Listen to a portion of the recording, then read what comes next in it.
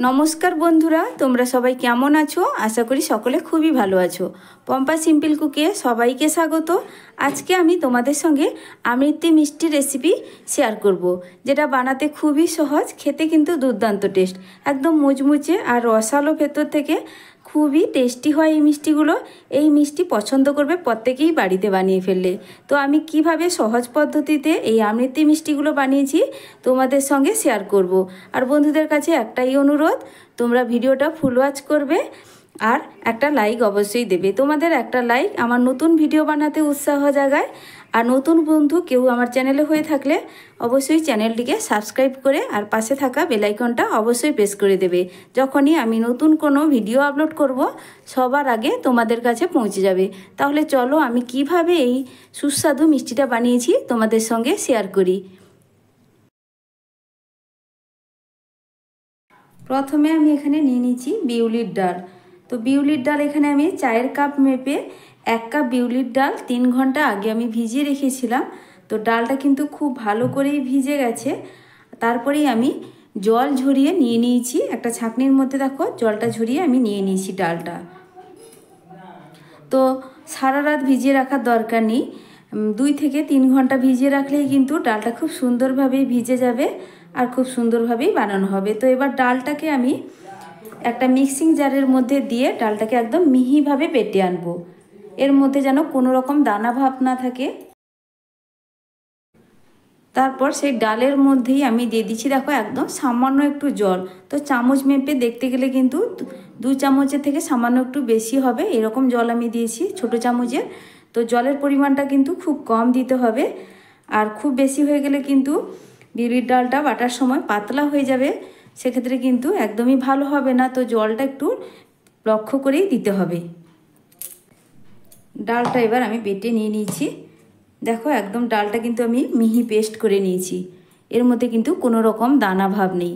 ঠিক এইভাবেই কিন্তু ডালটাকে বেটে নিতে হবে। যত সুন্দর করে বাটা হবে আর এই মিষ্টিটা কিন্তু ততটাই সুন্দর হবে। এবার এটাকে আমি একটা বাটির মধ্যে ঢেলে নেব।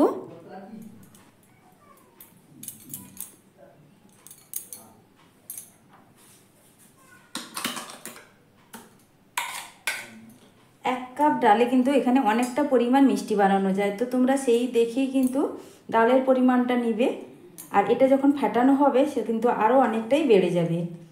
এবার ডালটাকে আমি এক সাইডে সরিয়ে রেখে দিচ্ছি ঢাকা দিয়ে। ডালটাকে রেখে দেওয়ার কারণ হচ্ছে আমি এখন চিনির শিরাটা বানিয়ে নেব, তার কারণেই কিন্তু এটা ঢাকা দিয়ে রেখে দিলাম। এটা কিন্তু কোনো রকম রেস্টে রাখার দরকার নেই। চিনির শিরা বানানোর জন্য গ্যাসে একটা আমি কড়াই বসিয়ে দিয়েছি, তারপরেই দিয়ে দিচ্ছি আমি 1 কাপ চিনি। তো এই কাপের মাপ ধরেই কিন্তু আমি বিউলির ডালটা নিয়েছিলাম, সেই একই কাপ মাপ ধরেই আমি চিনিটা নিয়ে নিলাম।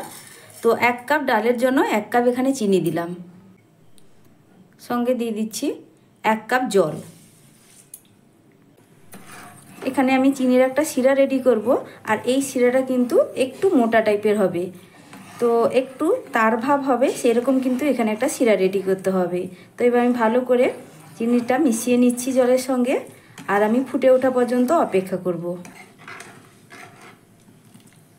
তো মোটা শিরা মানে কিন্তু খুব বেশি মোটা শিরা নয়, হালকা একটু তার ভাব থাকবে, ঠিক সেইভাবেই কিন্তু শিরাটা রেডি করতে হবে। তো সেটা আমি তোমাদের দেখিয়ে দেব।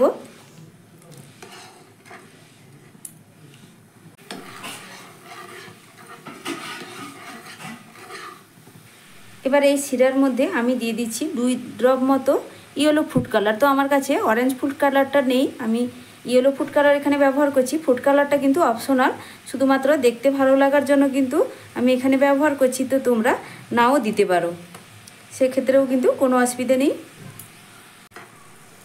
এখানে চিনি শিরাটা একদমই রেডি হয়ে গেছে। গ্যাসের ফ্লেমটা অফ করে দেওয়ার আগে আমি এখানে দিয়ে দিচ্ছি সামান্য একটু লেবুর রস। তো লেবুর রসটা দিয়ে দিলে চিনির রসটা ঠান্ডা হয়ে গেলেও কিন্তু জমে যাবে না। তো যেহেতু এটা মোটা শিরা, চিনিটা জমে যাওয়ার সম্ভাবনা থাকে, তার জন্য আমি সামান্য একটু লেবুর রস এর মধ্যে দিয়ে দিলাম। চিনি শিরাটা একদমই আমার রেডি হয়ে গেছে। আমি এবার তোমাদের দেখাচ্ছি চিনি শিরাটা ঠিক কীভাবে রেডি হয়েছে। আমি এবার কিন্তু গ্যাসের ফ্লেমটা অফ করে দিব। দেখো একটু মোটা টাইপের কিন্তু শিরাটা রেডি করতে হবে, ঠিক এইভাবে। তোমরা দেখে নিশ্চয়ই বুঝতে পারছো, হালকা একটা তার ভাব এসছে শিরার মধ্যে। তো এবার আমি গ্যাসের ফ্লেমটা অফ করে দিলাম। চিনি শিরাটা রেডি হয়ে যাওয়ার পর আমি এবার এই ডালটাকে ভালো করে ফেটিয়ে নেব। এবার ঢাকনাটা সরিয়ে দিলাম, দিয়ে দিচ্ছি একদম 1 চিমটি মতো লবণ। দেখো খুবই কম পরিমাণে লবণটা দিলাম। এবার ভালো করে কিন্তু এটাকে ফেটাতে হবে। তো আমি এখানে হাত দিয়ে ভালো করে ফেটিয়ে নেব, আর কিছুক্ষণ সময় ধরেই কিন্তু ফেটাতে হবে। আর বিউলির ডালটা যেন একদম হালকা হয়ে যায় ফেটাতে ফেটাতে।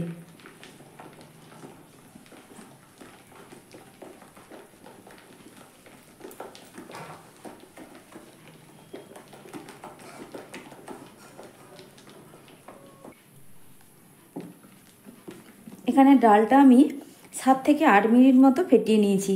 আর যতটা পরিমাণ ডাল ছিল দেখো পরিমাণে কিন্তু এখন অনেকটাই বেড়ে গেছে, আর কালারটাও কিন্তু চেঞ্জ হয়ে গেছে, পুরো ফ্রেশ একটা সাদা কালার হয়ে গেছে। তো কিছুক্ষণ এইভাবে ফেটিয়ে নিলে ডালের কালারটাও চেঞ্জ হয়ে যাবে, আর ডালটাও পরিমাণে অনেকটাই বেড়ে যাবে। আর আমি ফেটানোর সময় এখানে কিন্তু কোনো রকম জলের ব্যবহার করিনি। যতটুকু জল আমি সেই ডালটা বাটার সময় ব্যবহার করেছিলাম, এক্সট্রা কিন্তু আমি আর এখানে জলের ব্যবহার করিনি। আর ডালটা ঠিক এইভাবে দেখো, ঠিক এইভাবে পাতলাও হবে না আর একদম ঘনও না। তোমরা দেখে নিশ্চয়ই বুঝতে পারছো। আর অনেকটাই হালকা হয়ে গেছে ফেটাতে ফেটাতে।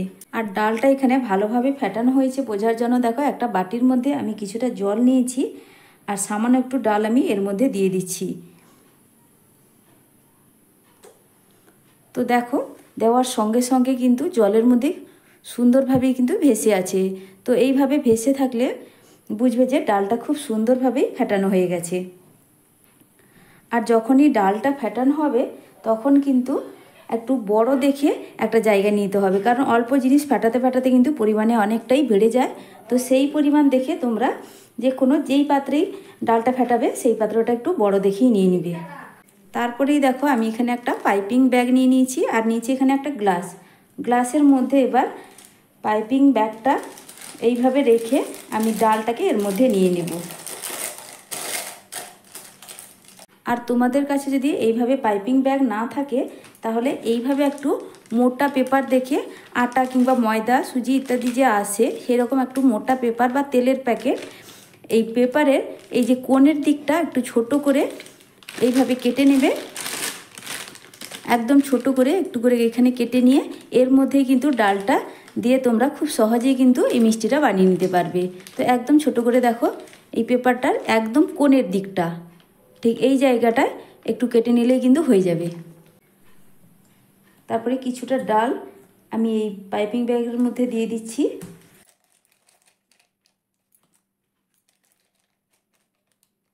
কিছুটা ডাল আমি এবার পাইপিং ব্যাগের মধ্যে নিয়ে নিয়েছি। এবার আমি পাইপিং ব্যাগটা এইভাবে ওপরের দিকটা এইভাবে দেখো আমি একটা গার্ডার জড়িয়ে দেব।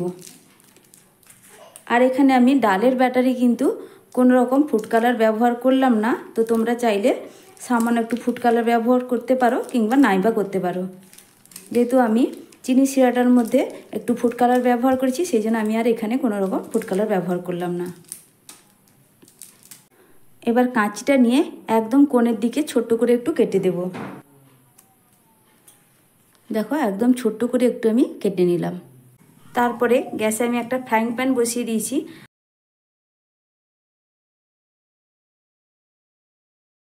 এবার ভাজার জন্য কিছুটা আমি এখানে তেল দিয়ে দিয়েছি। যেহেতু এটা ডোবা তেলে ভাজা হবে, তেলের পরিমাণটা কিন্তু এখানে একটু বেশি করেই দিয়ে দিলাম। তেলটা এখানে আমি মিডিয়াম গরম করে নিয়েছি। আর তেলটা কিন্তু খুব বেশি গরম করলে হবে না, এইভাবে মিডিয়াম গরম করে নিয়ে আমি মিষ্টিগুলো ভেজে নেব।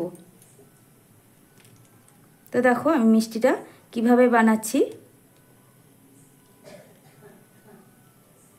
আমি এইভাবে ডবল কোট করে দিলাম, তারপরে এইভাবে একটা করে পেঁয়াজ দিয়ে যাচ্ছি। মিষ্টিটা বানানো কিন্তু খুবই সহজ, তোমরা একটু লক্ষ্য করলেই বুঝতে পারবে। দেখো আমি কিভাবে মিষ্টিগুলো বানিয়ে নিচ্ছি। এইভাবে ডবল কোট করে দেওয়ার পর উল্টো দিক দিয়ে আমি একটা করে পেঁয়াজ দিয়ে দিচ্ছি একের উপর এক।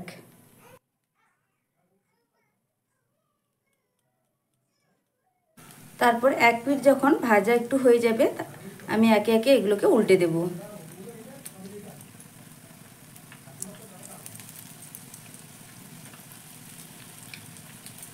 তো দেখো হালকা একটা কালার চলে এসেছে এর মধ্যে, আমি খুব সাবধানে এগুলোকে উল্টে দিচ্ছি। আবারও আমি মিষ্টিগুলোকে উল্টে দিচ্ছি।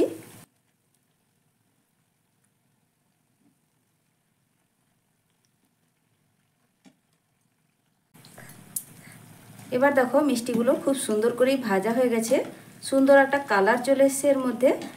এর থেকে বেশি আর কড়া করে আমি ভাজছি না। এবার আমি মিষ্টিগুলোকে তুলে নেব। তো তোমরা আর একটু কড়া করে ভাজতে চাইলে ভেজে নিতে পারো। আমি ঠিক এইরকম অবস্থায় তুলে নিলাম, কারণ সুন্দর করেই ভাজা হয়ে গেছে, কালারটাও সুন্দর চলে এসছে। আর একবার ভাজার পরে যতবারই তেলটা গরম থাকবে গ্যাসটা বন্ধ করে দিয়ে কিন্তু অমৃতিগুলো এইভাবে ছেড়ে দেবে, কারণ একদম গরম তেলের মধ্যে ছাড়লে মিষ্টিগুলো কিন্তু একদমই ভালো হবে না। গ্যাসের ফ্লেমটা অফ করে দিয়ে তারপরে দেখো আমি দ্বিতীয়বারে যে বানাচ্ছি, আমি কিন্তু এখন গ্যাসের ফ্লেমটা অফ করে রেখেছি। সব অমৃতিগুলো দেখো এখানে খুব সুন্দর করেই আমি ভেজে নিয়েছি। আর এগুলো দেখতে দেখো কতটা সুন্দর লাগছে। তারপরেই গ্যাসে আবারও আমি বসিয়ে দিলাম চিনি শিরাটা, কারণ চিনি শিরাটা এখানে পুরোপুরি ঠান্ডা হয়ে গেছিলো। আর ঠান্ডা হয়ে যাওয়ার জন্য দেখো চিনি শিরাটা কিন্তু অনেকটাই আরও ঘন হয়ে গেছে। তো আবারও আমি গ্যাসটা জ্বালিয়ে দিয়ে চিনি শিরাটাকে বসিয়ে দিয়েছি বা কড়াইটা বসিয়ে দিয়েছি। আর শিরাটাকে একটু গরম করে নেব। এখানে আর শিরাটা আমি ডবল করে ফুটাবো না, একটু গরম হয়ে গেলেই কিন্তু হয়ে যাবে। শিরাটা এবার গরম হয়ে গেছে, আমি এবার গ্যাসের ফ্লেমটা এখানে বন্ধ করে দিলাম। তারপরেই একে একে আমি অমৃতিগুলো এই গরম শিরার মধ্যে দিয়ে দিব। তো একসঙ্গে আমি সব দিচ্ছি না, আমি দুভাগে ভাগ করেই দিয়ে দিচ্ছি।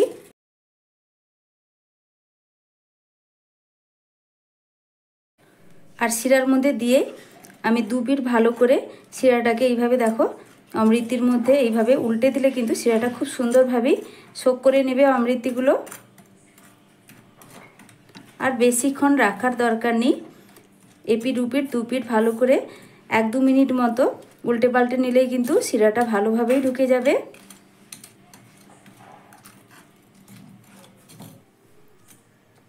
দু মিনিট মতো আমি রেখে দিয়েছিলাম। 2 মিনিটের পরে আমি এবার এই অমৃতিগুলো তুলে নিচ্ছি। তো এখানে শিরা কিন্তু খুব ভালোভাবেই ঢুকে গেছে। আমি এবার এগুলোকে একে একে তুলে নিচ্ছি। আর তুলে নেওয়ার পর বাকিগুলোও কিন্তু একইভাবে শিরার মধ্যে দিয়ে দেব। সব অমৃতিগুলো চিনি শিরা থেকে তুলে নিয়ে দেখো একটা প্লেটে সার্ভ করে নিয়েছি। অমৃতিগুলো দেখতে কতটা সুন্দর হয়েছে আর খুবই রসালো আর মুচমুচে, অসাধারণ লাগে খেতে। দেখো প্রত্যেকটা অমৃতি, আমি তোমাদের একটা অমৃতি ভেঙেও দেখাচ্ছি। দেখো ভেতর থেকে কিন্তু পুরো রসে ভরপুর আর উপর থেকে ক্রিপসি। তোমরা শব্দ শুনে নিশ্চয়ই বুঝতে পারছো। আর ভীষণই মুচমুচে হয় খেতে। আমার এই আজকের অমৃতি রেসিপিটা তোমাদের কেমন লাগলো অবশ্যই কমেন্ট করে জানাবে। আর যদি ভালো লেগে থাকে প্লিজ বন্ধুরা লাইক শেয়ার সাবস্ক্রাইব করে দেবে। আজকের মতো টাটা, ফিরে আসছি নতুন এক রেসিপি নিয়ে।